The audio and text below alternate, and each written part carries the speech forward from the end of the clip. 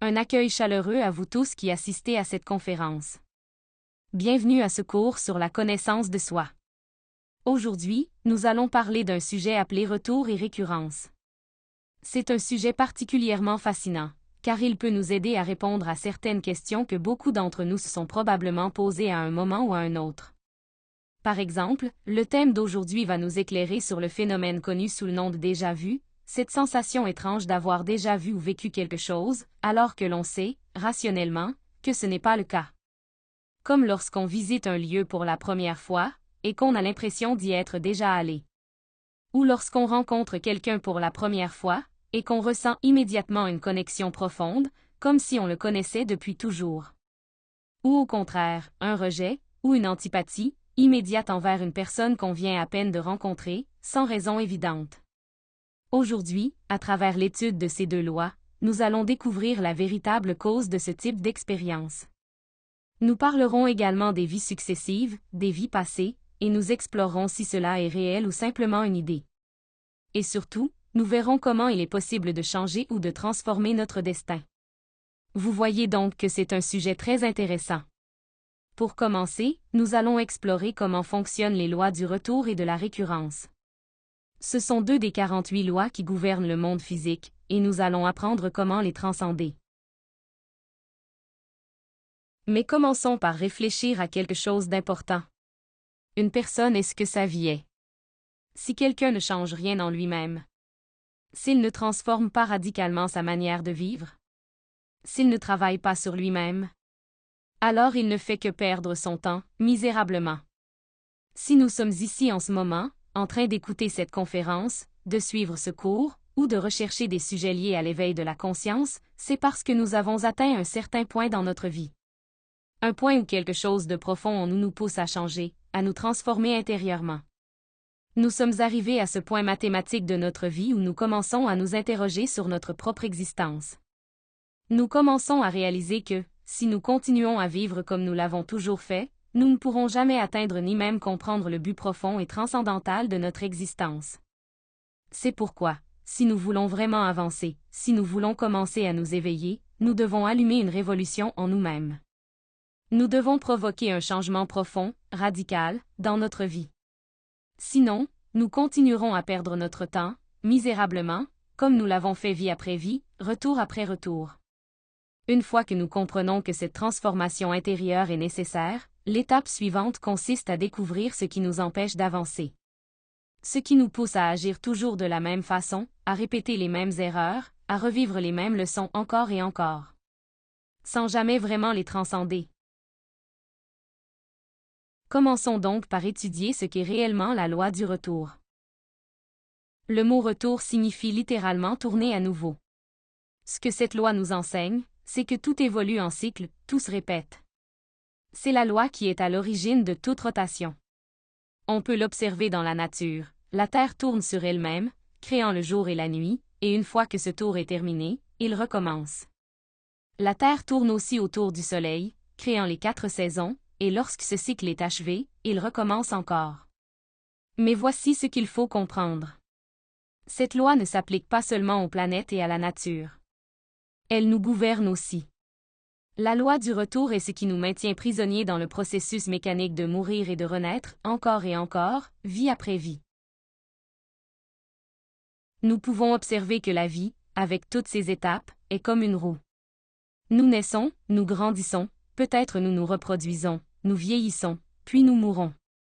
Et nous avons tendance à croire qu'avec la mort, tout s'arrête. Mais la vérité, c'est que, ce n'est pas le cas.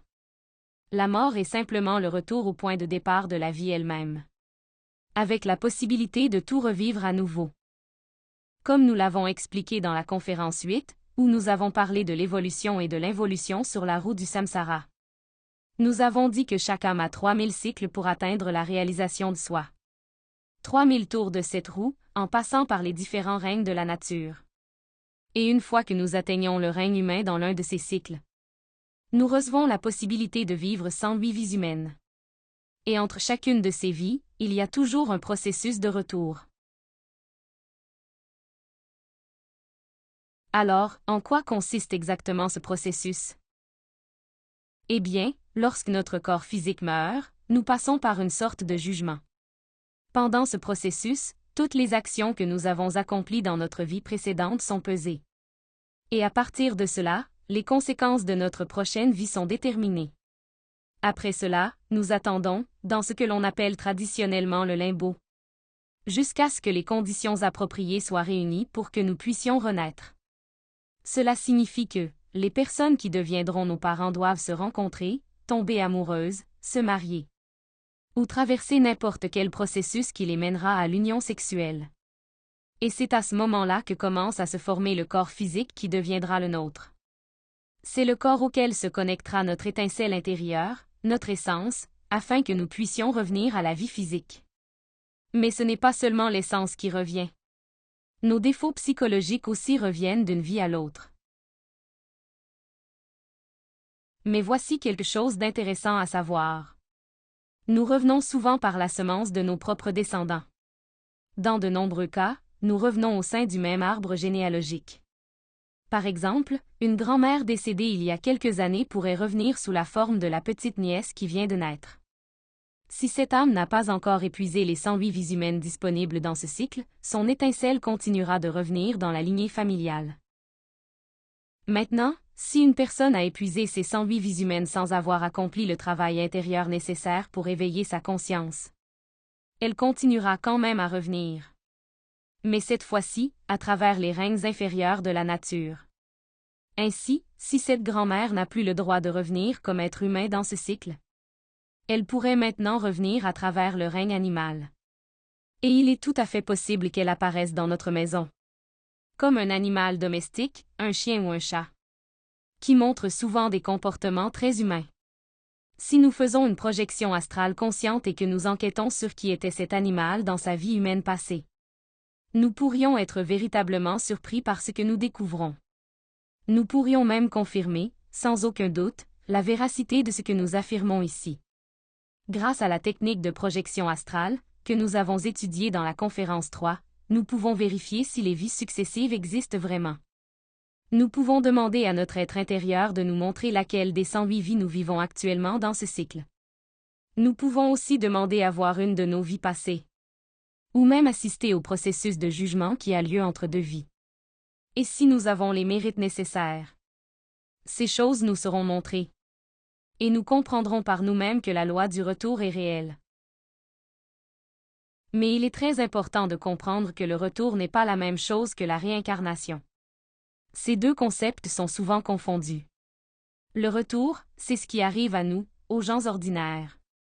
Nous mourons, puis nous renaissons, poussés par une loi mécanique, car notre conscience est encore endormie. Et comme nous dormons, nous n'avons aucun contrôle sur le moment, le lieu ou les conditions de notre retour. La réincarnation, en revanche, est quelque chose de très différent. C'est un processus volontaire, vécu uniquement par des êtres qui ont déjà éveillé leur conscience. Ce sont des personnes qui ont travaillé sur elles-mêmes et qui ont atteint un niveau profond de développement intérieur. Au moment de la mort, elles restent pleinement conscientes de ce qui se passe. Elles sont conscientes de quitter leur corps physique. Et grâce à leur niveau d'éveil, elles peuvent choisir quand, où, et dans quelles conditions elles reviendront, afin de poursuivre leur travail spirituel.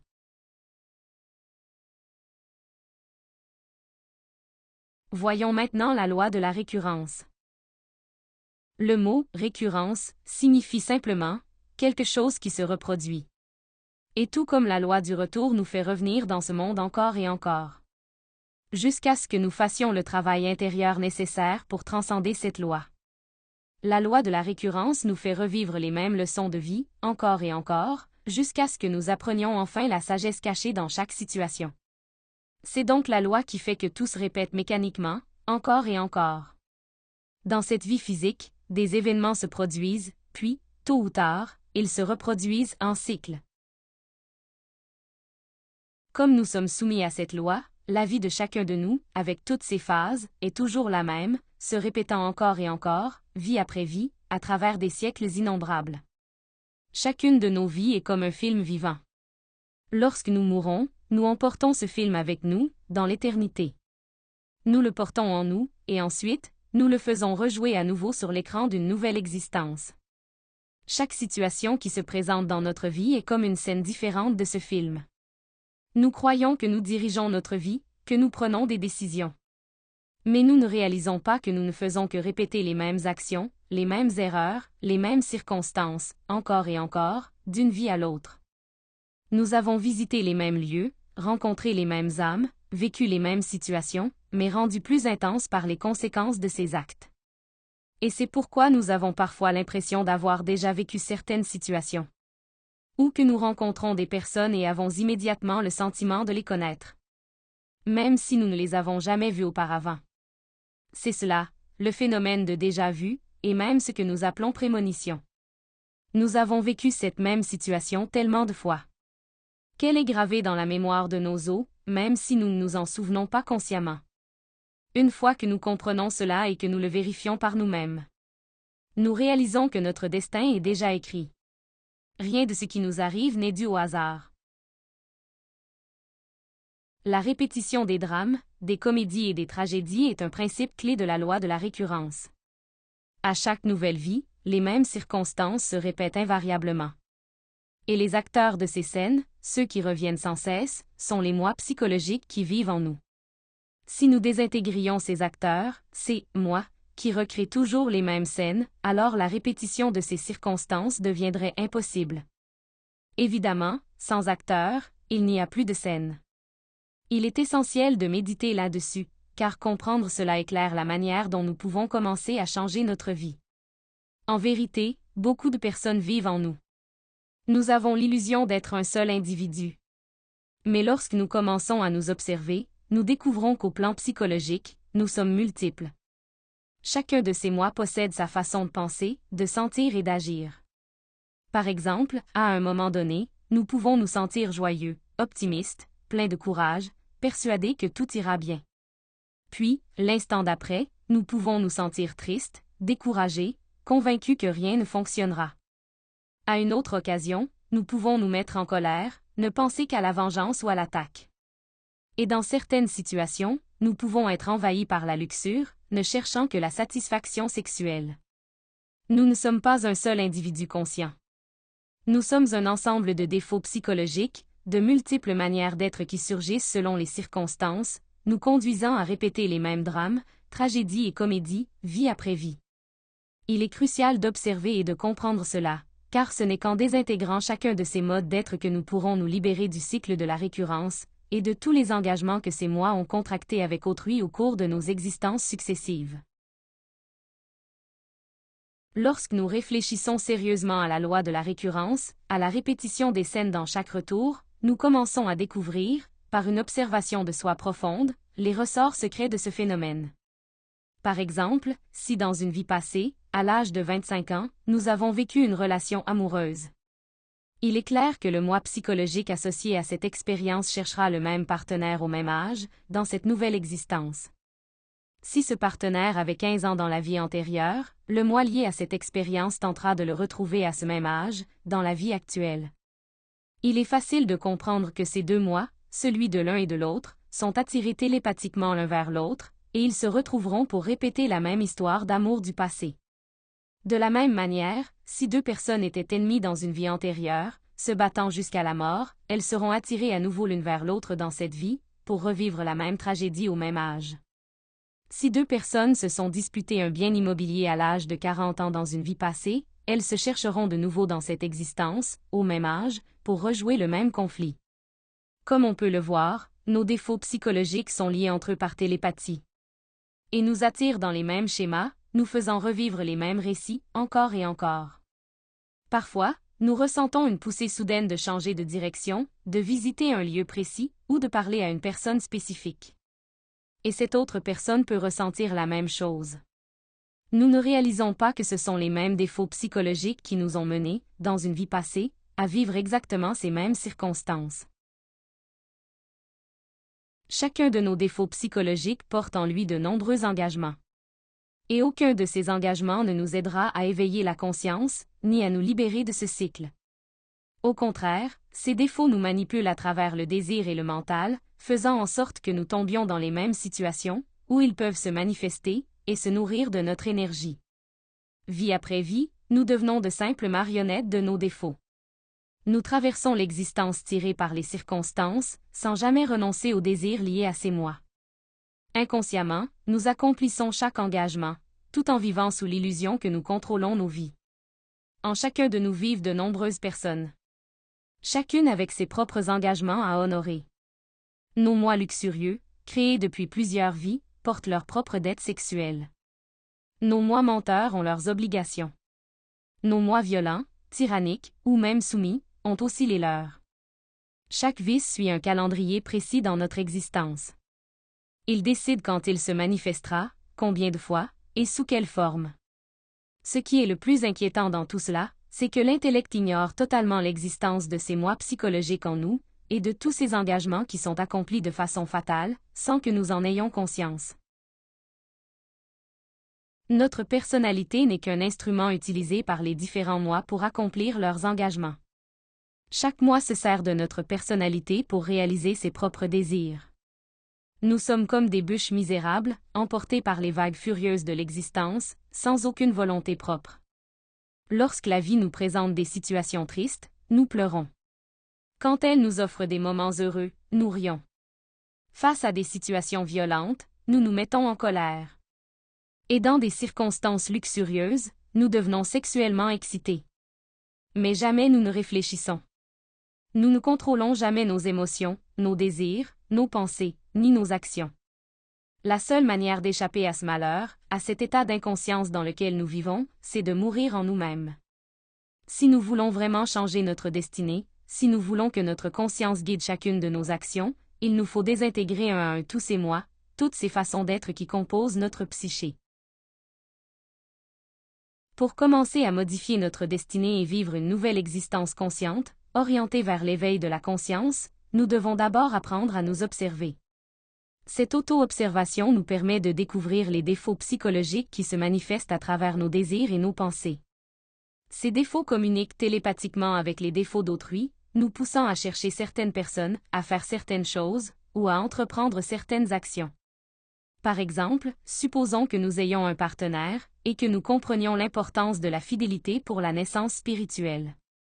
Cependant, nous pouvons avoir une récurrence d'adultère provenant d'une vie antérieure. Dans ce cas, notre moi adultère porte un engagement envers une autre personne. Au fur et à mesure que la récurrence se déroule, une communication télépathique s'établit entre notre moi lubrique et le défaut correspondant chez l'autre personne. Il en résulte des désirs qui surgissent en nous, et qui s'éveillent également chez l'autre, désir de flirter, de parler, de se rapprocher. Si nous pratiquons l'auto-observation, nous pouvons reconnaître ces réactions psychiques dès qu'elles apparaissent. Nous devons également observer le rôle de notre personnalité. Qu'elle soit sociable, timide, violente, narcissique ou soumise, notre personnalité facilite la manifestation de certains défauts et de leur récurrence dans cette vie. Ainsi, si nous avons une récurrence de conflit, nous pouvons observer le magnétisme qui s'installe. Peut-être y a-t-il une personne que nous n'aimons pas, avec qui nous avons cette récurrence de dispute. En nous observant, nous identifions les moi qui créent le mécontentement et l'antipathie envers cette personne. Ces moi communiqueront télépathiquement avec les moi chez l'autre, préparant le terrain pour la récurrence. Si notre personnalité porte la croyance que nous ne pouvons tolérer aucune humiliation, elle nous poussera précisément vers la situation où cette récurrence se produira. Tout cela arrive sans notre conscience. Nous croyons agir, alors qu'en réalité, les choses nous arrivent, c'est mécanique, fatal. Cependant, grâce à la pratique de l'auto-observation, nous pouvons identifier les désirs et traits de personnalité qui déclenchent nos erreurs. En devenant réflexifs, nous saisissons ces détails subtils qui nous échappent d'ordinaire. Si nous refusons d'agir selon les désirs égoïstes, et si nous demandons à notre Mère divine de désintégrer ces désirs, ces obsessions, ainsi que tous les pensées, émotions et réactions corporelles observées, nous pouvons nous libérer de la récurrence et éviter les pièges mécaniques de notre ego. Les 3 facteurs de la révolution de la conscience sont les clés de notre libération, libérant notre conscience afin que nous puissions commencer à agir librement et consciemment.